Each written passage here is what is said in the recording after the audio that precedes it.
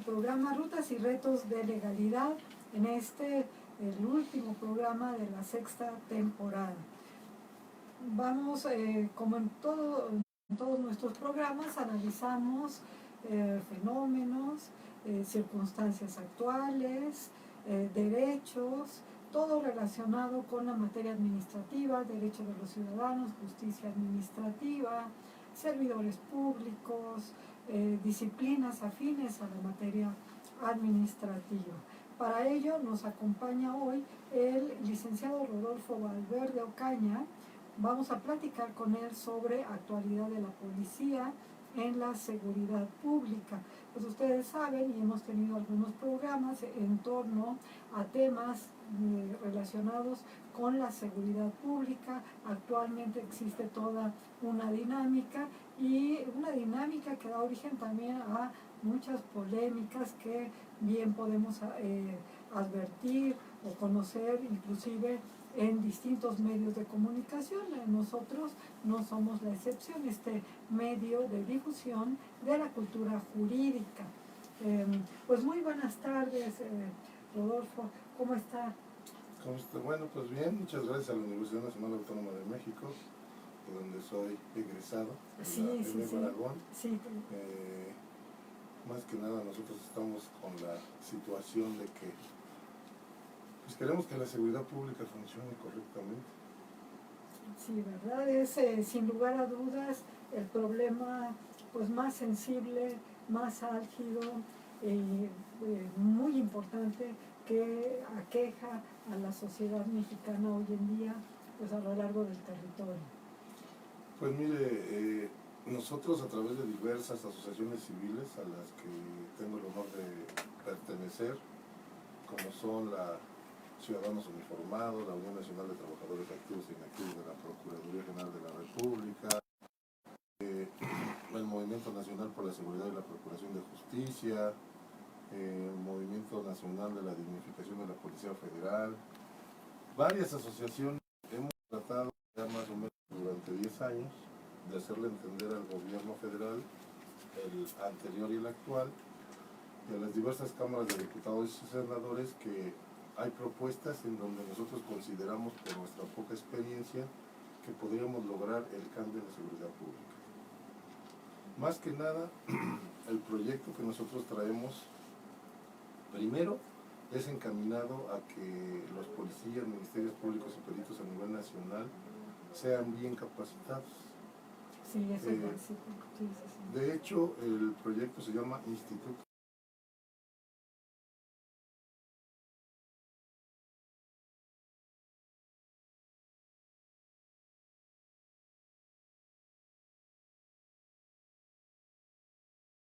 más o menos tiene 3 o 5 años del Código Nacional de Procedimientos Penales, en donde establece que en todo el país se debe de hacer lo mismo, la cadena de custodia, el resguardo del lugar de los hechos. Aquí ya no importa que seas federal, estatal o municipal, el policía que llegue tiene que hacer eso. Y debe de tener la preparación necesaria. La capacitación correcta. Sí. Entonces, nuestras autoridades parece ser... Además que posteriormente pudiéramos platicar también en número, ¿no? Si son suficientes, porque pues todo lo que le demanda a un policía es un procedimiento. Entonces, nuestras autoridades, consideramos nosotros, no están todavía duchas en el proyecto o no veo que les interese realmente, porque la policía, la milicia, la marina, no somos un coto político o un coto electoral. ¿Por qué? Porque nosotros somos destacamentados en diferentes lugares en donde nosotros no pertenecemos a ese distrito, entonces no votamos. Entonces consideramos, porque hemos tenido reuniones con diversos actores políticos y apenas con el asunto de la Policía Federal estuvimos en una oficina que no voy a omitir decir el partido y el nombre porque creo que no vale la pena, en donde dijimos que se pronunciaran en favor de lo que estábamos haciendo de la policía, porque nuestro presidente y nuestro secretario de Seguridad Ciudadana equivocaron la política al restringirle derechos a los policías federales. ellos querían que pasaran a la Guardia Nacional, pero restringiéndoles derechos, cuando le estaban respetando derechos a los militares y marinos. Sí, Entonces, eso desgraciadamente, no sé si nuestros jefes en este caso de la milicia y de la policía, no tengan buenos asesores o no les den los elementos necesarios para saber y entender cuál es el problema de la seguridad pública, ¿no? Consideramos nosotros que esto no es política. Esto debe de ser en base al proyecto que nosotros estamos presentando y que ya se ha presentado. Ellos tienen conocimiento de todo, porque nosotros somos 100% institucionales, a pesar de que ya no trabajamos en la institución. Cuando trabajamos lo que hicimos de manera lícita, también es así que estamos dando aquí la cara, estoy aquí sentado con ustedes, ¿no? Entonces, nosotros buscamos que las autoridades entiendan que la experiencia de policías de 20, 30 años de servicio pueden abonar a que la seguridad pública funcione. No, desde luego tiene toda la experiencia en este tema. Y digo, ¿por qué este trato diferenciado entre las Fuerzas Armadas propiamente y la Policía Federal? ¿Cuál es la función de la policía en una sociedad? Bueno, la policía tiene la función, dos funciones considero yo. La primera es prevenir la comisión de delitos, ¿no? Y la segunda es perseguir o investigar delitos.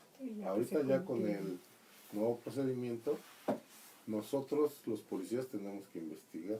El Ministerio Público lo tiene que hacer, pero ya ahorita netamente la policía es la encargada de la investigación, ¿no?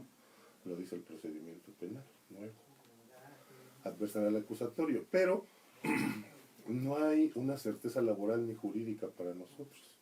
El artículo 123, apartado B, fracción 13, párrafo segundo, establece que si nosotros somos destituidos o separados de nuestro cargo, ya no podemos regresar a nuestra labor. Sí, independientemente de si resulten responsables o resulte que no eran responsables. Así es, pero desgraciadamente, tomando en cuenta que muchos de nosotros iniciamos procedimientos administrativos y en su defecto de amparo, perdemos esos asuntos cuando son de los mismos principios y bases. Desconocemos la política, en este caso interpretativa, de los tribunales federales en materia fiscal y administrativa, y en este caso los de en materia de amparo, en materia administrativa, porque algunos de nosotros no podemos tener acceso a justicia en razón a que al perder no tienes derecho absolutamente a nada. No te pagan ninguna indemnización, nada. Entonces, la justicia, consideramos nosotros, no existe para muchos de nosotros. Además primero, son servidores públicos. En segundo lugar, pues, hasta los derechos humanos relacionados con la materia laboral, pues se deben de hacer valer. Y digo, sí existe ese tipo de disposiciones en la Constitución, pero también pues tenemos conocimiento de que hay quienes han llegado hasta instancias internacionales, ¿no?, por la vulneración de estos derechos, lo cual pues también es muy agotador. Además de ser muy agotador, pues también se prolonga en el tiempo, porque también las instancias internacionales, al igual que las domésticas, cada vez van teniendo una mayor carga de trabajo y van pues postergando el análisis de los asuntos. Entonces uno diría, pues qué terrible que una constitución política se refiera a la tutela, a la promoción, al respeto, a darle vigencia a los derechos humanos desde cualquier perspectiva y desde cualquiera de los poderes inclusive, ¿verdad? Y tengamos dentro del mismo ordenamiento y dentro de los órganos jurisdiccionales este tipo de normas y de resoluciones en su caso, ¿no? Entonces, pues, esa es una situación. Ahora, lo más polémico, ¿cuál es la situación entre la Policía Federal y la Guardia Nacional? porque fue así como que, a mí me parece que fue como que de la noche a la mañana, ¿no? Una situación un tanto abrupta y que ha generado pues una serie de discrepancias que frecuentemente hasta en manifestaciones se han tenido que organizar, ¿no? Mire, esto ya tiene una historia, o sea, si nosotros creemos que esto viene nada más de este año a la fecha, no es así. En el 2002, cuando Fox, el licenciado Vicente Fox Quesada, ingresa a la presidencia de la República, en PGR desarticulan la Policía Judicial Federal. Genaro García Luna la desarticuló, le cambia el nombre, cuando es una policía creada desde la época de Porfirio Díaz, que es la investigadora, en este caso auxiliar del Ministerio Público Federal, la desarticula y la convierte en la Agencia Federal de Investigaciones. Ya después de que desarticuló la Agencia Federal de la Policía Judicial Federal, este señor, se va a la Policía Federal Preventiva con Gersmanero, en la época de el presidente Calderón, y también la desarticula. Ya que destruyó la Policía Judicial Federal, nos obligaban casi a pertenecer o darnos de alta ya, renunciar a PGR y darnos de alta en la Secretaría de Seguridad Pública Federal de entonces. Entonces, ¿cuál es la situación de las policías abonando al presente? Sí. Cada uno de estas personas políticas, para mí, que no tienen ningún conocimiento de la policía, porque el señor Madrazo, o Durazo, perdón, Durazo. trabajó con Fox, ¿sí me explico? Y ahora trabaja con nuestro presidente actual, ¿cómo se llama? El presidente actual es Andrés Manuel López Obrador, pero demuestra que no tiene conocimiento. ¿En qué sentido lo digo? Primero, violenta los derechos de los policías federales al quererlos ingresar a fuerzas a la policía, a la Guardia Nacional, no respetándole sus derechos. Ese es el punto número uno. El punto número dos, los quería obligar a renunciar, dándoles unos finiquitos de 3,000, 5,000 pesos cuando es totalmente ilegal. A nosotros, ustedes tienen toda la documentación que les proporcioné y en mi perfil de Facebook, ahí pueden encontrar videos donde llegamos a la casa de transición del actual presidente de la República, en base a la voz y palabra de él que dijo que iba a escuchar a los grupos sociales.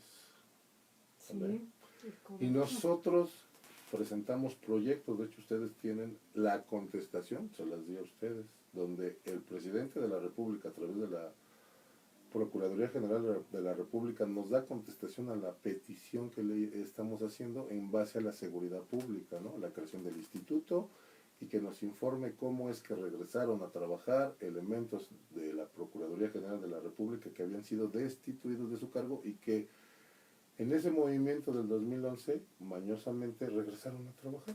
¿Cómo lo hicieron? No sé. Si hubo corrupción, si la institución se pasa por el arco del triunfo las leyes, si las personas que están dentro de ese momento en la institución lo hicieron acordando para desarticular en ese momento el movimiento, como está pasando con los actuales compañeros de la Policía Federal. En donde mi hermano y amigo, licenciado también, Iván Espejel Chávez, amparó en conjunto con la doctora Lisbeth Padilla Sanabria, que tienen ustedes conocimiento, que nos apoya, y de su servidor y de un grupo de compañeros asesores, 7,000 policías federales, en donde el juez de distrito nos otorga el amparo y protección de la justicia de la Unión. ¿Por qué? Porque violentó, en este caso el presidente de la República, los derechos de estos trabajadores. Ahora, ¿qué es lo que está sucediendo? Ellos ya no quieren trabajar en la Guardia Nacional. Si nosotros vemos la convocatoria de la Guardia Nacional, quieren jóvenes, primero, no tienen experiencia. Entonces, como no tienen experiencia, ¿cómo se van a enfrentar, en este caso, a grupos de delincuencia organizada cuando nuestros pobres muchachos, si nosotros que fuimos policías hace 10, 15 años, no teníamos las herramientas, y de hecho en los cursos en el extranjero respetaban nuestro trabajo, porque con nada casi hacíamos el trabajo.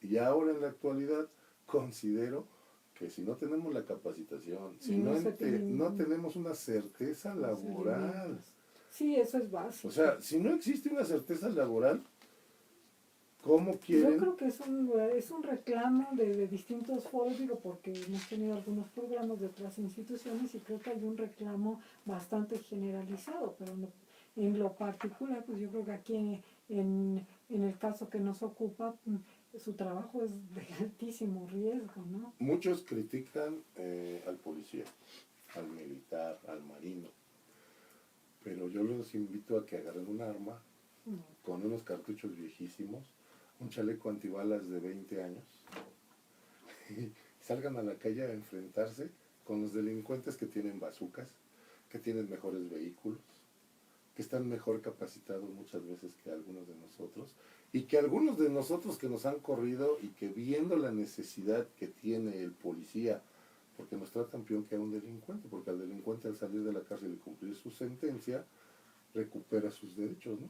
Sí, Sin claro. embargo, nosotros no, porque la institución nos señala, nos prejuzga y nos pone mal primero con nuestra familia y después con la sociedad.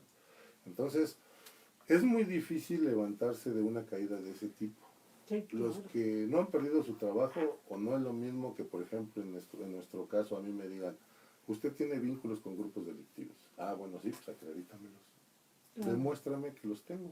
Claro, y no puede ser tan generalizado el asunto, ¿no? Porque aquí pues prácticamente es todos los que no quieren pasar a la Guardia Nacional, entonces, Y desgraciadamente nuestro presidente dice que somos corruptos. sí, O sea, a mí me da un poco de tristeza haber votado por alguien que prometió algo y que no lo cumple. estoy de No acuerdo. tiene palabra el señor.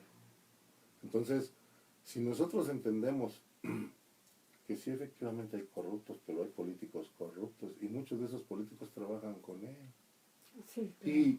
Y desgraciadamente yo entiendo que a veces nos equivoquemos, yo lo entiendo, que puede cambiar la visión, también lo puedo entender, pero no se vale que señale a un grupo si no tiene elementos. Claro. Ahora, el policía no se manda solo, el policía tiene jefes. Sí, claro, Yo estoy en está la la calle estructura administrativa, porque no Sí, estuve de la acuerdo con jerarquía. realizar acciones ilegales que me daban una instrucción y yo dije no, no puedo estar de a favor. ¿Qué es lo que pasa en los procedimientos administrativos dentro de las instituciones federales? Si usted no le cae bien o no está dentro del círculo corruptor, simplemente mándalo a los exámenes, ponle un tache y el señor ya no pasa y se queda. Porque dentro de la institución no valoran tus pruebas. Hay un mini procedimiento administrativo Sí, donde tú puedes presentar tus pruebas, pero no las valoran, porque ahí actúan como juez y parte. Te claro, tienes que ese ir, es el problema te tienes que ir a un juicio en estos materia procedimientos. administrativa. Claro, frente al Tribunal Así Federal es. de Justicia ¿De quién Administrativa, juicio depende el tribunal, contencioso, abogada? pues del Ejecutivo ¿Y también, de quién depende? El Ministerio Público Federal, del Ejecutivo la Procuraduría General de la República. Igualmente. Entonces, a los que no estamos de acuerdo con esas prácticas, simplemente yo duré mi juicio 8 años, no gané. No, Me fui al amparo, tenía yo todavía la revisión en materia de amparo, pero me decepcioné. ¿Por qué? Porque veo que no existe la justicia. Si nosotros entendemos el procedimiento en base a mi experiencia, desde el Ministerio Público, si el Ministerio Público hiciera bien su trabajo y el policía, no hubiera tantos detenidos, porque en ese lapso de tiempo, teniendo buenas investigaciones, podemos acreditar o no la culpabilidad del sujeto. claro. Pero como no trabajan correctamente, porque no tienen capacitación, no tienen los materiales necesarios, porque las instituciones son una verdadera aberración, lo tienen que consignar al pobre detenido, a Bies siendo inocente. Sí, claro. Y el juez se lava las manos en la audiencia de control de detención. ¿Y de qué manera se lava las manos? Pues decretando la detención, la sujeción al proceso. Entonces, el Poder Judicial también tiene que ver mucho en esto, Claro, es parte de... ¿no? Es Les da parte miedo muchas veces. eh, es parte central, medular del sistema de administración de justicia. Exactamente. Entonces, yo creo que sí se puede cambiar, sí es posible, siempre y cuando haya una profesionalización desde la política, que son los partidos políticos, hasta las instituciones. Claro, Que sí, realmente lleguen los que de verdad demuestren profesionalismo. Sí, se tiene no mis cuates, no mis amigos, no Claro. a aquellas personas a las que les debo una situación política. No debe de ser así.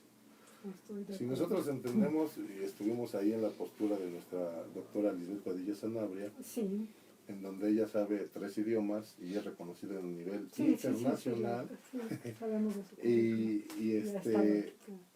y la reconocen en Europa y Latinoamérica, cuando nuestro señor procurador no sabe más que español. Así sucede. Entonces, es triste, es de verdad triste que las cosas no sean correctas en nuestro país, ¿no? O sea, que disfracen una convocatoria, lo que mismo que pasó con el nombramiento de la titular de la Comisión Nacional de Derechos Humanos, ¿no? Okay. O sea, Bueno, yo creo que usted vio mi currículum, yo trabajé desde 1991 cuando se creó el Instituto Federal Electoral en el instituto, y entendí cuál era la sed de la gente, porque en ese año se crea la Comisión Nacional de Derechos Humanos y el Instituto Federal Electoral. Sí. Entonces, el presidente de entonces, que supuestamente tuvo un problema en cuanto al proceso electoral, trata de ratificar, en este caso, su presidencia, creando esos dos institutos. Legitimándola de ese modo. Vamos a hacer un pequeño corte para ir a la cápsula de novedades administrativas que está a cargo de la maestra Ana María Ramírez.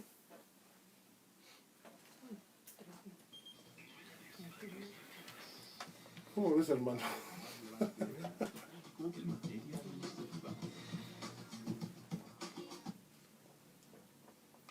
Muy buenas tardes. En esta ocasión les compartimos una jurisprudencia emitida por la primera sala de la Suprema Corte de Justicia de la Nación, cuya fecha de publicación es la última semana de octubre de este año, cuyo rubro es libertad de expresión. El estándar de malicia efectiva requiere no solo que la información difundida haya sido falsa, sino que se haya difundido a sabiendas de su falsedad o con la intención de dañar, entre paréntesis, interpretación de este último estándar. Es bastante interesante, estimados radioescuchas, y dentro de esta jurisprudencia se señala que en una tesis anterior se había sostenido que la principal consecuencia del sistema de protección dual es la doctrina de la real malicia o malicia efectiva, conforme a la cual la imposición de sanciones civiles derivada de la emisión de opiniones, ideas o juicios corresponde exclusivamente a aquellos casos en que existe información falsa. Esto es en el caso del derecho a la información o que haya sido producida con real malicia, lo cual se aplica tanto al derecho a la información como a la libertad de expresión. Esto es con la única intención de dañar. Conforme a esta doctrina, solo puede exigirse a quien ejerce su derecho a la libertad de expresión o de información responsabilidad ulterior por las opiniones o información difundida de interés público si se actualiza el supuesto de la malicia efectiva. Ahora bien, para que se actualice esta, no es suficiente que la información difundida resulte falsa, pues ello conllevaría a imponer sanciones a informadores que son diligentes en sus investigaciones por el simple hecho de no probar en forma fehaciente todos y cada uno de los aspectos de la información difundida, lo cual, además de que vulneraría el estándar de veracidad aplicable a la información, induciría a ocultar la información en lugar de difundirla, socavando el debate robusto sobre temas de interés público que se persiguen en las democracias constitucionales. Entonces, la doctrina de la real malicia requiere no solo que se demuestre que la información difundida es falsa, sino además que se publicó a sabiendas de su falsedad, con total despreocupación sobre si era o no falsa, pues ello revelaría que se publicó con la intención de dañar.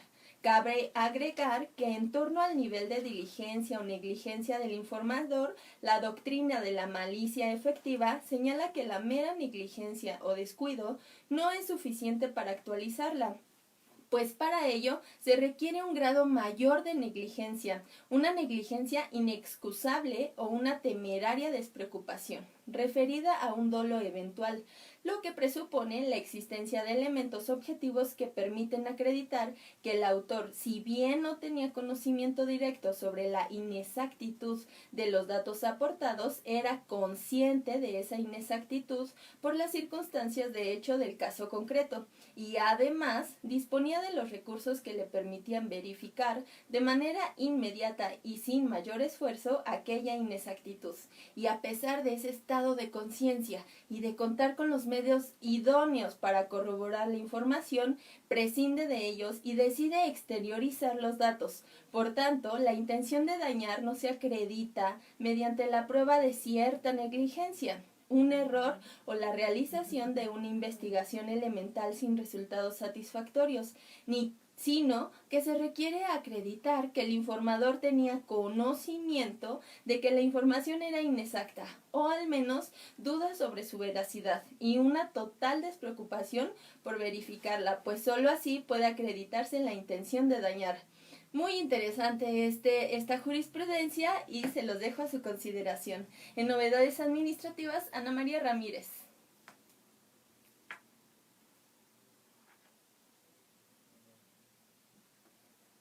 Bueno, pues gracias a la maestra Ana María Ramírez por su cápsula de novedades administrativas con esta jurisprudencia. Estamos de regreso con el licenciado Rodolfo Valverde Ocaña, platicando sobre la actualidad de la policía en el sistema de seguridad pública, ¿verdad? Y nos estaba comentando, licenciado, que dentro de las propuestas más importantes que ustedes tienen y que me parecen bastante justas, es esta de su estabilidad laboral, que sería también la capacitación, precisamente atendiendo a todos los requerimientos que tiene hoy en día el nuevo sistema penal, ¿verdad?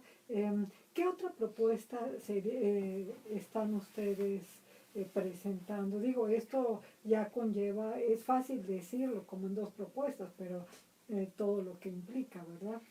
Pues bueno, la otra y una de las más importantes es la reforma del artículo 123, apartado B, fracción 13, párrafo segundo. ¿Por qué? Porque violenta los derechos humanos de los trabajadores de la seguridad pública en todo el país. Totalmente. Entonces, y es algo así como que en el momento en que quieren deshacerse de un elemento, porque no les resulta conveniente a sus intereses, y se lleva a cabo un procedimiento de responsabilidades y hasta ahí. Así es, y realmente no vemos que les interese profesionalizar, en este caso, para mí es el triángulo más importante de la investigación, los ministerios públicos, los peritos y los policías, ¿no? Entonces, al gobierno federal y a los demás no les interesa. ¿Por qué? Porque han utilizado a los cuerpos policíacos, ministeriales, periciales, militares y marinos políticamente, o sea, no les dan, o sea, el hecho de que trabajen policías, militares y marinos no es nuevo, O sea, nosotros desde hace mucho tiempo atrás juntos, lo hemos trabajado, sí. O sea, eso no es algo es hasta visible extraordinario por la sociedad, ¿no? Exactamente. Llegamos a ahora, si nosotros vemos lugares. la convocatoria que ha lanzado para ser integrante de la Guardia Nacional, sí, nos decía, bueno, pues es gente muy joven y es gente sin prácticamente con una preparación express, ¿no? ¿Qué es lo que buscan cuando pasó con la Guardia Nacional, la Gendarmería? Jóvenes, ¿no? Pero no tienen experiencia. O sea, ¿cómo quieren poner a un joven sin capacitación correcta y sin experiencia a investigar delitos? O sea, en la Procuraduría General de la República, ahora Fiscalía General de la República, tenían casi al 70% de sus elementos cuidando servidores públicos, cargando bolsas como guardaespaldas. No, pues, o sea, no les están llevando a cabo la función, y además les pagaban doble salario. Doble salario, como si el policía que se dedica a investigar delitos debe de ganar menos que el que cuida a un funcionario. O sea, ¿dónde está? Hablan mucho de igualdad de derechos, de respeto a derechos humanos, pero realmente en las instituciones no lo hacen. La gente que está al frente de ellas no lo hace, no los respeta. ¿Cómo quieren exigirle a partir del presidente de la República y del señor secretario de Seguridad Ciudadana, responsabilidad a los policías, a los militares o a los marinos si ellos mismos no respetan las leyes. Claro. O sea, dicen una cosa y hacen otra. Entonces, si queremos que esto cambie y funcione, tiene que empezar desde las casas de nuestros ciudadanos. ¿Cómo? Teniendo ellos la obligación con sus muchachos, con sus hijos, de enseñarles a respetar a las autoridades, a respetar las leyes y que en su casa haya reglas. Claro. Porque ahora la juventud, desgraciadamente, ya no tiene reglas. No. Ya estas nuevas etapas Sí, bueno, de yo creo seres que humanos, una muestra muy fehaciente de ello, pues es que también escuchamos en las noticias la edad que tienen los jóvenes que delinquen, ¿no? Muy, muy jóvenes. Se escuchaba ayer 14, 16 años, algunos muy elegidos, ¿verdad? Para que sean precisamente menores de edad, ¿no? y si nosotros analizamos de 10 años hacia atrás, en nuestra experiencia había decomisos de droga de toneladas. Sí, Ahora claro. no hay decomisos. Y los que hay son muy niños. Sí, no son Entonces, significativos. hay muchas cosas que los policías que estamos en la calle, que nos corrió la institución de manera por demás ilegal, tratando de hacerlo legal, ¿verdad? Como Claro. siempre, tenemos conocimiento de muchas cosas, sabemos muchas cosas, porque nosotros nos dedicábamos netamente a la investigación, ese era nuestro trabajo. Claro. La Procuraduría General de la República para eso fue creada, para investigar delitos. Entonces éramos un callo para ciertos políticos que no estaban de acuerdo con lo que se lleva a cabo. Si nosotros entendemos la creación del instituto que estamos proyectando, es jalarte a todos los policías estado por estado, y no importa su nivel académico, importa su calidad humana y su experiencia. Porque considero yo que para que un policía con doctorado llegue a la policía, pues es de risa. O sea, no creo que un doctor en Derecho quiera, dudo mucho, mi sí, querida colega, claro, estoy de acuerdo. dudo mucho que exponga su vida. Los Exacto, que fuimos por lo que policías, implica de hecho, no exposición estando a la dentro vida. del servicio o no estando activos, yo veo algo y yo me bajo y hago algo. Yo, porque yo tengo esa convicción, pero no todo pero el no mundo, todo el mundo lo hace. no todo el mundo lo hace. Tanto de ayudar al que le están cometiendo algún delito como al que está pasando por alguna situación de que se le descompuso su coche. Muchas veces me dicen mis compañeros, no, pero te estás exponiendo. Le digo, no tengo por qué exponerme, porque yo lo estoy haciendo de buena fe. Claro. La buena fe y el respeto ya no existe en nuestro país. Todos lo hacemos con alguna ventaja y no puede ser eso. No, O sea, en la época de usted, doctora, maestra, y en la época de su servidor, nuestros padres, nuestros abuelos, tenían palabra. Y la Sí. gente se ayudaba y se apoyaba. Ahora correcto. no, ahora corren todos. Sí, no, Nadie, sí, sí, o sea, afronta. Ya la no. valentía se ha perdido. Sí, definitivo. Vamos en la ¿No? calle, vemos que están asaltando a No alguien y hacemos nada. no hacemos absolutamente nada, ¿no? ¿No? ¿Y cómo queda esta relación ahora? Bueno, totalmente eh, se está dejando a la Guardia Nacional todo el trabajo que desempeñaba la policía. Bueno, aparentemente quieren que la Guardia Nacional a nivel nacional se haga cargo, ¿no? Sí, claro, porque Pero también cuántos elementos tienen, ahí sería otra pregunta. es que si nosotros entendemos lo que dice el señor presidente en cuanto al proyecto de la Guardia Nacional, y si él tuviera un poquito de apertura y entendiera la proyección del Instituto Nacional, pues ahí tenemos las herramientas. ¿Y quiénes? Fíjense, quiénes deben de formar parte del colegiado del instituto? Universidades públicas y privadas de todo el país. Ahí pueden capacitar a esos elementos. Claro. Y todos esos policías que han corrido de manera furtiva, ilegal, pueden ser los maestros de esos muchachos. Les Sí, pueden sí. enseñar a hacer el trabajo. Y entonces la Guardia Nacional podría tener una funcionalidad, pero tenemos que escoger y dividir a esa Guardia Nacional en ciertos aspectos legales, como ustedes abogados lo saben.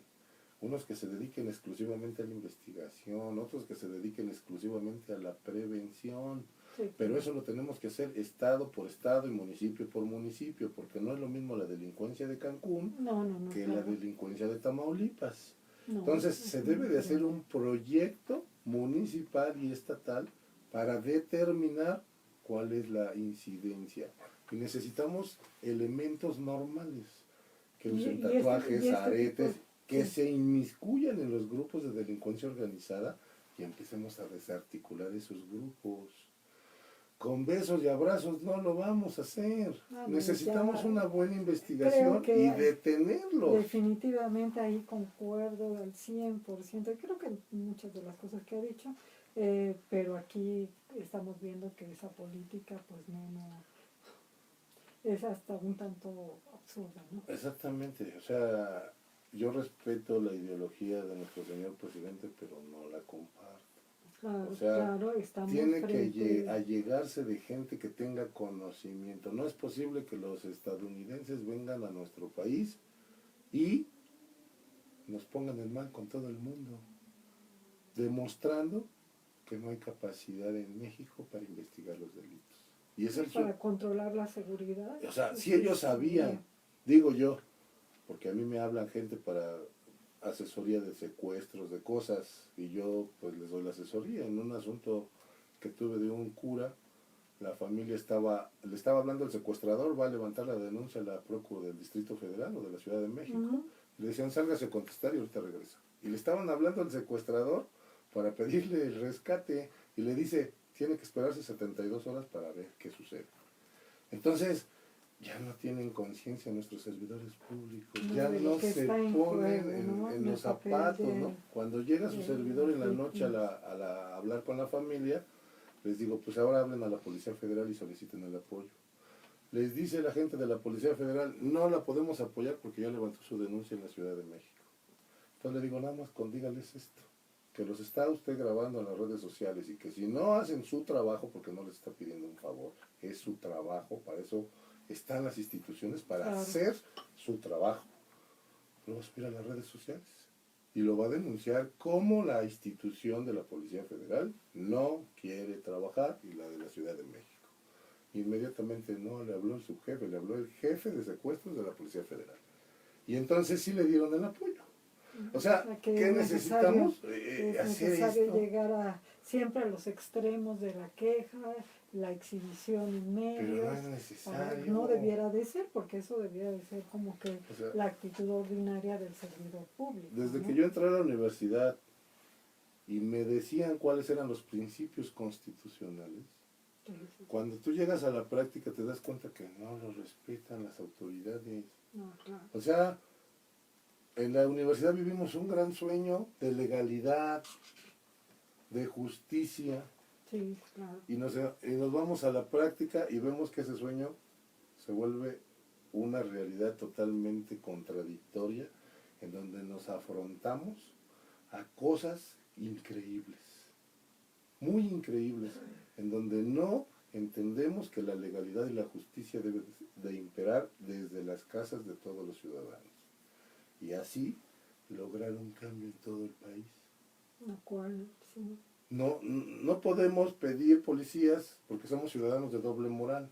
Queremos policías honestos, pero si no traes licencia, no Claro. circulas o andas mal tomando. O sea, hay muchas cosas que desgraciadamente nosotros los ciudadanos hacemos y cuando un policía se nos pone enfrente y sabemos que estamos transgrediendo la ley, Sí.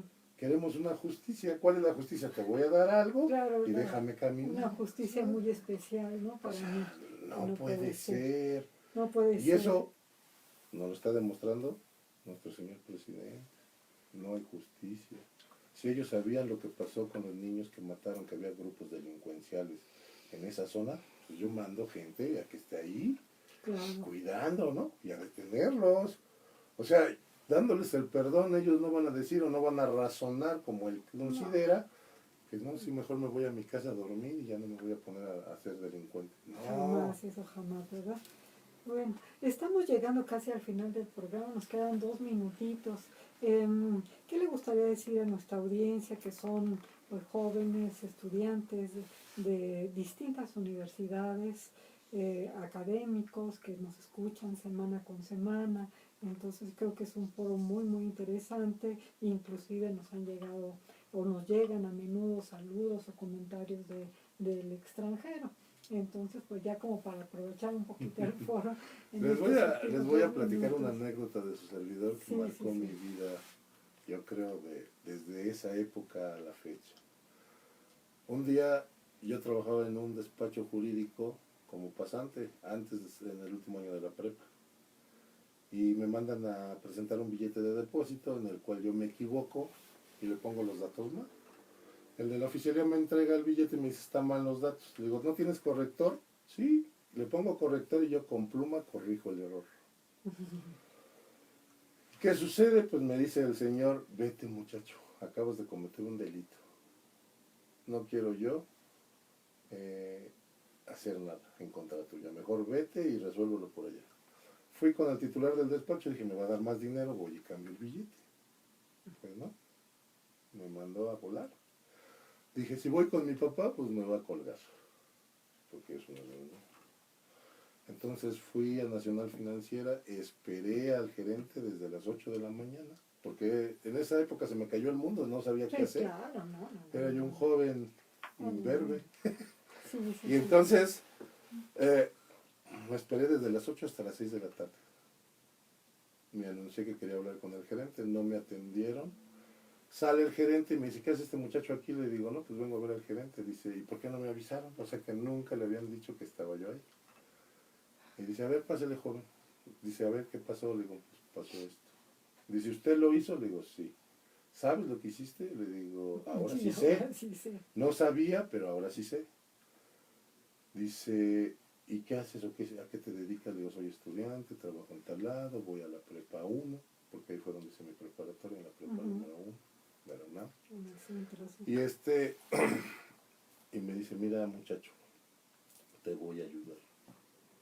Te voy a ayudar porque primera, para que hicieras esto, quiere decir que eres muy valiente. Así me dijo el gerente del banco.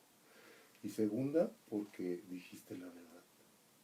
Y eso para mí tiene mucho valor. Por eso te voy a ayudar. No, salí de ahí. No había comido nada, ni agua, nada. Feliz porque resolví mi problema. Claro. ¿Sí me explico? Sí. Entonces, eso nos marca. Hay cosas en la vida de cada uno de nosotros que si le damos el valor, nos va a marcar para el futuro y el presente, ¿no?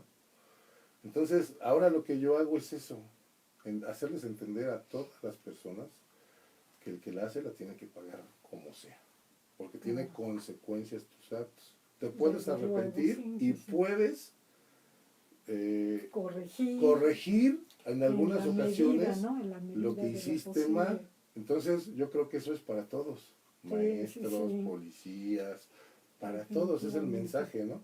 Sí se pueden hacer las cosas bien. Claro. Todos nos equivocamos porque nadie es perfecto. Y se pueden resolver. Si eres juez, si tienes esa posición en el mundo, pues aplica la justicia, respeta la ley. Claro.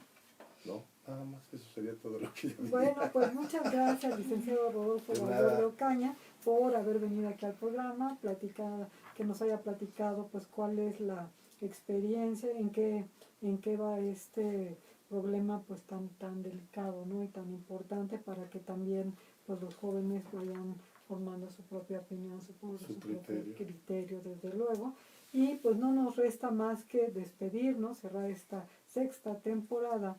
Desde luego agradeciendo a las autoridades de la Facultad de Derecho, al doctor Raúl Contreras Bustamante, a nuestro secretario general, el doctor Víctor Manuel Garay, el maestro Ricardo Rojas, encargado de la División de Educación a Distancia, y que es ahí donde se encuentra inserto Radio Yus. Agradecemos al maestro César Alanís todo el apoyo a lo largo del semestre, a Lalito Ramírez también en los controles como cada viernes, a Juan Antonio Negrete Zaragoza. Juanito, muchas gracias por el apoyo en esta temporada, la maestra Ana María Ramírez. Anita, gracias, y pues esperemos que nos escuchemos para febrero, iniciando el semestre, que tengan una exitosa conclusión de semestre y desde luego pues unas fiestas de lo más agradable dentro de lo posible y con toda la responsabilidad como aquí nos señalaba el maestro Rodolfo Valverde. Pues buenas tardes a todos y buenas tardes a todos, que sigan disfrutando su tarde de viernes.